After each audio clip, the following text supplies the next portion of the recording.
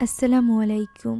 ইন্দোনেশিয়ার পাডেপোকান নামক এক গ্রামে গত ১৫ বছর ধরে কোনো আজান শোনা যায়নি। গ্রামবাসীরা সবাই মুসলিম হলেও কেউ আল্লাহর উদ্দেশ্যে নামাজ পর্যন্ত পড়ে না। তাদের এই ঈমান নষ্টের পেছনে রয়েছে এক ভয়ানক শয়তান জিন, যাকে নিয়ন্ত্রণ করে গ্রামের সকলের যে কোনো প্রয়োজনীয়তা মেটায় গ্রামেরই একজন শয়তানের পূজারী মুলিয়া।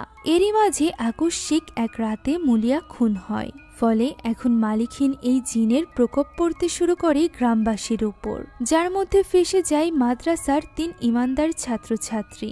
এখন তারা কি পারবে এই জিনকে হারিয়েই গ্রামবাসীকে আবারও মহান আল্লাহ তাআলার পথে ফিরিয়ে আনতে, নাকি এত বছর ধরে শিরক করার জন্য গ্রামবাসীদের ভোগ করতে হবে আল্লাহর ভয়ানক গজব? জানতে হলে দেখতে হবে আজকের এই ইন্দোনেশিয়ান ইসলামিক হরর মুভি, যার নাম থাগাট। তো চলুন আর দেরি না করে এখনই সরাসরি চলে যাওয়া যাক গল্পে। গল্পের শুরুতে আমরা ইন্দোনেশিয়ার একটা গ্রামের রাতের দৃশ্য